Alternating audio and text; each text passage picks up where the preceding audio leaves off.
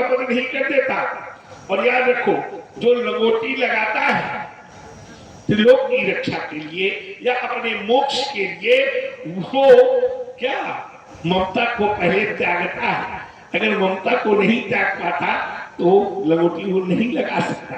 इसका ध्यान देना बेटा।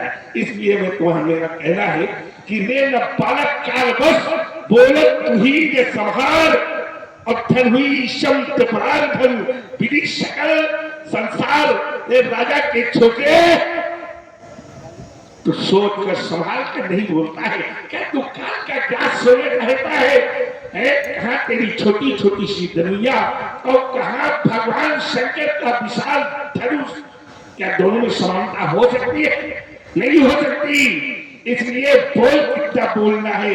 बोलने के प्रथम सोचो क्या तरीक टिक पाओगे। यदि बोलने का मन बनाया तो आज मुंह की खाओगे। मैं तुम्हें ललकारता हूं, मैं तुम्हें ललकारता हूं। मुंह खोल कितना खोलना है। ईट का जवाब तू पत्थर से पाएगा। बोल कितना बोलना है। देख के अपवाद बकबक तू नहीं भूला समाता। और विश्व के नरकहरी को लखन तू ये आंखें दिखाता। तौल ले मम शक्ति को, तौल ले मम शक्ति को। जो कुछ तुझे तौलना है। बोल कितना बोलना है। मुंह खोल कितना खोलना है। जब कहूं बोल तब बोल, और जब कहूं चुप सांस रुक जाए। सांस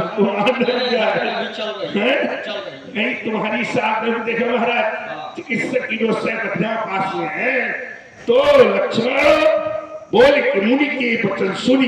लखन बोलता बोल है और ये सब बैठे देख रहे। इस ढोल के अंदर क्या है? बोल है। ये सब बैठे देख रहे। ढोल के अंदर बोल है। अब बोल कितना बोलना है। चलिए, जहां से आपने विराम लिया है यहीं से हम प्रारंभ करते हैं। कारण कि ऐसा दिखाई देता है कि ढोल के अंदर पोल है। अच्छा, ढोल के अंदर पोल है, ये अच्छा है कि बुरा है? ढोल के अंदर पोल है, ये अच्छा है कि बुरा है? अच्छा है ये।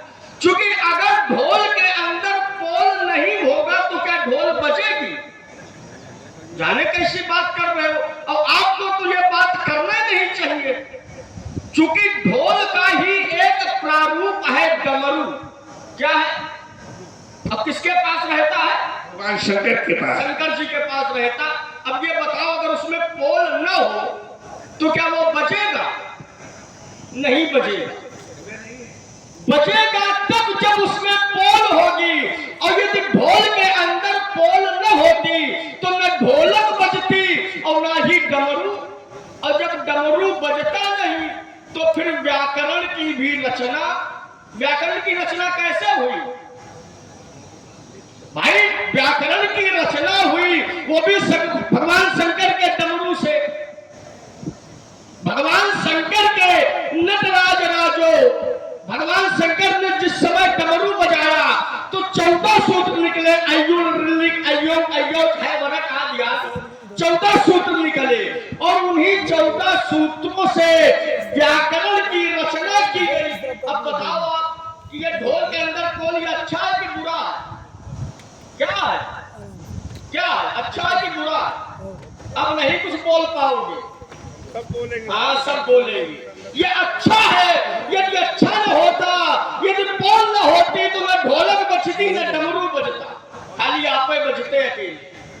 हाँ, एक बात। और ये दूसरी बात, आपने कहा कि परशुराम के जीवन में ममता नहीं है। अगर परशुराम के जीवन में ममता होती तो परशुराम अपनी माता का वध न करते, परशुराम अपने भाइयों का वध न करते।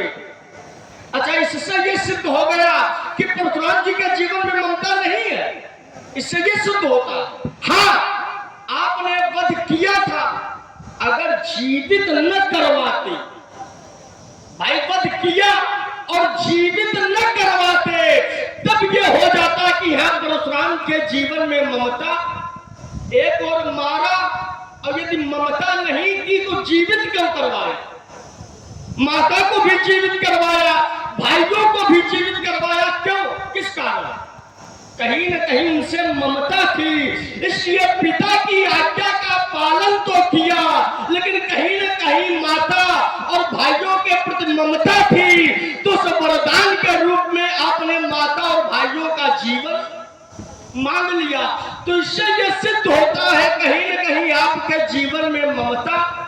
ये बात तब लागू होती जब भाइयों को और माता को जीवित न करवाते, तो यह सिद्धांत लागू हो जाता कि परशुराम के जीवन में ममता, और यदि आप जीवित करवा रहे हैं तो कहीं न कहीं ममता के ही कारण जीवित करवा रहे हैं। दूसरी बात, आइए तीसरी बात, हमने कहा था कि अमरावती के समान अमरावती नहीं, तो परशुराम जी ने कहा कि स्वर्ग में और अमरावती में बड़ा अंतर है। तो भाई यदि आपको अंतर लग रहा था तो आपको अंतर भी स्पष्ट करना चाहिए था। वार्ता का तात्पर्य ये होता है कि जैसे हमने स्वर्ग और अमरावती को एक बताया, तो आप अपनी वार्ता में जो हमारी बात काट रहे हैं, तो फिर दोनों में अंतर भी तो स्पष्ट करना चाहिए आपको कि इसमें ये अंतर है, इसमें ये अंतर है। अच्छा, स्वर्ग में कौन रहता है? अच्छा, स्वर्ग में रहते हैं देवता। कौन रहता है? देवता। और अमरावती में भी देवते रहते हैं, दूसरा कोई। उसे अमरावती क्यों कहा जाता है? क्योंकि जहां अमर व्यक्ति निवास करे, माने मरे नहीं, और देवता क्या है? अमर है। और अमरावती और स्वर्ग ये दोनों एक है। कैसे एक है? तो आचार्य प्रमाणित करते हैं, भोगावती जस अहिकुल वासा और अमरावती जस शक्र निवासा, कहते अधिक रम्य अति बंका और जग विख्यात नाम तेई। भोगावती माने पाताल और अमरावती माने स्वर्ग। स्वर्ग में कौन रहता है? तो कहा अमरावती जस शक्र निवासा। शक्र माने देवता। देवताओं का निवास कहाँ है? अमरावती में, माने स्वर्ग में। तो स्वर्ग और अमरावती, इन दोनों में कोई अंतर? अब आपको अंतर लगे तो आपकी बात है, चूंकि कुछ ना कुछ तो बोलने वो है हाल। चलिए तीसरी बात, आगे चौथी बात, तो बड़े छोटे छोटे शब्दों में आपका उत्तर करते चले जा रहे हैं। आपने कहा था कि परोपकार बड़ा सोच समझ के करना चाहिए। परोपकार हर जगह नहीं किया जाता, लेकिन ऐसा नहीं है। परोपकार हर जगह किया जाता। परोपकार आप चाहे जहां करो, परहित चाहे जहां करो। जैसे एक उदाहरण दे रहे हैं, एक बार एक रथ का वर्णन किया गया। काहे का वर्णन किया गया? रथ का। और उस रथ में जिस समय घोड़े लगाए गए, तो कितने घोड़े लगे? तो कहा बल विवेक दम परहित घोड़े। कितने घोड़े लगाए गए? 4। बल विवेक दम परहित घोड़े, 4 घोड़े लगाए गए। अब घोड़ों को बांधने के लिए रस्सी भी चाहिए, तभी तो घोड़े चलेंगे। भाई घोड़ों के लिए रस्सी, तो रस्सी क्या बनाई गई? तो कहा क्षमा कृपा समता रज जोड़े। अब घोड़े 4 हैं और रस्सियां 3 है। क्यों? रस्सियां है 3। हाँ, रस्सियां है 3 तो और घोड़े है। ने कहा है कि परोपकार के घोड़े को छोड़ देना चाहिए। अन्ना क्यों छोड़ देना? चूंकि ये जो परहित का घोड़ा है, जो परोपकार का घोड़ा है, इसमें कभी इसको बांध कर नहीं रखना चाहिए। परोपकार चाहे जितना करो, चाहे जहां करो। इसलिए आचार्य ने परहित के घोड़े को स्वतंत्र किया है। चूंकि परोपकार परहित ये स्वतंत्र है, चाहे जितना करो। अब इनके जैसे हो तो परोपकार भी कम करेंगे।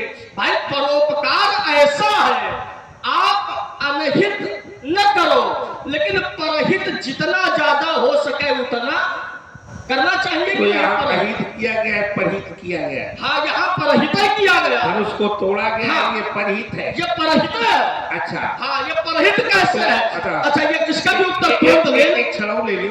हाँ, ये परिहित है, हाँ। उसे जमीन में तोड़कर फेंक दिया गया है, ये भी परिहित है। सब कुछ यहाँ जो कुछ है सब परहित है। अब करो कि यहाँ परहित कैसे है? परहित ऐसे है जैसे